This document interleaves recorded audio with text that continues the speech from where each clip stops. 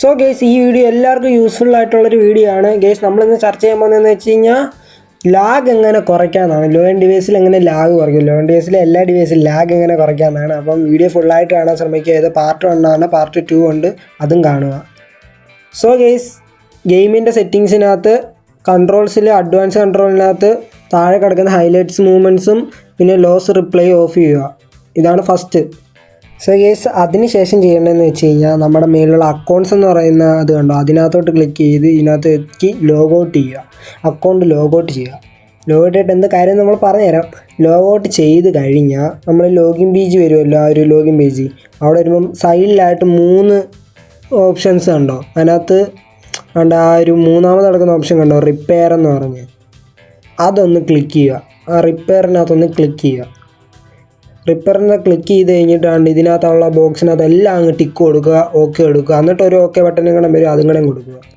So guys, അതുപോലെ repair ചെയ്ത് കഴിഞ്ഞിട്ട് തിരിച്ച് വന്ന് ലോഗിൻ ചെയ്ത് കഴിയുമ്പോൾ നമ്മൾ ഈ ഡൗൺലോഡ്സിൽ ക്ലിക്ക് ചെയ്യണം. ഈ ഡൗൺലോഡ്സിൽ ക്ലിക്ക് ചെയ്യുമ്പം ക്ലിക്ക് ആവത്തില്ല. അപ്പോൾ നമ്മൾ സ്ക്രീനിൽ നിന്ന് താക്കുക, നേരെ എയ്റോപ്ലെയിൻ മോഡ് ഓൺ ആക്കുക 2 സെക്കൻഡ്, എന്നിട്ട് വീണ്ടും ഓഫ് ചെയ്യുക. എന്നിട്ട് ഡേറ്റ തിരിച്ച് വന്നിട്ട് ഡേറ്റ ഓൺ ആയി കഴിയുമ്പം ഒന്നും കൂടെ നമ്മൾ ആ ഒരു ഡൗൺലോഡ്സിൽ ഒന്ന് ക്ലിക്ക് ചെയ്യണം.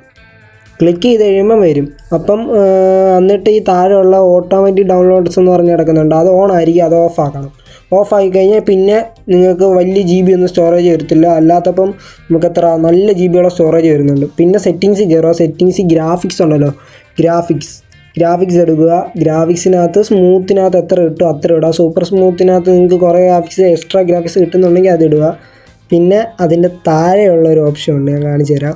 താഴെ ഒരു ആരോ മാർക്കായിട്ട് കിടക്കുന്നുണ്ടോ, അതിൻ്റെ താഴെ കിടപ്പുണ്ട്, ഞാൻ കാണിച്ചു തരാം. അപ്പം മാർക്ക് ചെയ്ത് കാണിച്ചു തരാം. അതുകൊണ്ട് അതിനകത്ത് ആ ഒരു താഴെ കിടക്കുന്ന മാർക്കിനകത്തൊന്ന് ക്ലിക്ക് ചെയ്യുക. അതിനകത്ത് ക്ലിക്ക് ചെയ്യുമ്പം 3 ഓപ്ഷൻസ് ഉണ്ട്.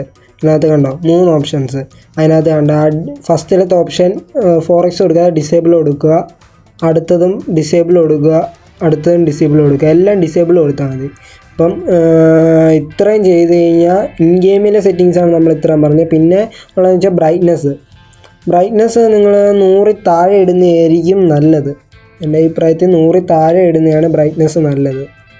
ലോ എൻഡ് ഡിവൈസ് ആയതുകൊണ്ട് ലാഗ് അടിക്കാതിരിക്കാൻ സഹായിക്കും. ഗെയ്സ്, ഇന്നത്തെ വീഡിയോ നമ്മൾ ഇൻ ഗെയിമിലെ സെറ്റിങ്സ് മാത്രമാണ് പറഞ്ഞത്. ഇനി ഗെയിമിന് പുറത്തുള്ള സെറ്റിങ്സ് ഇനി അടുത്ത വീഡിയോ പറഞ്ഞതായിരിക്കും. അപ്പം വീഡിയോ എല്ലാവർക്കും ഇഷ്ടപ്പെട്ടെന്ന് വിചാരിക്കുന്നു. അപ്പം see you on the next video guys. അപ്പം bye bye. This is Ospro gaming signing of.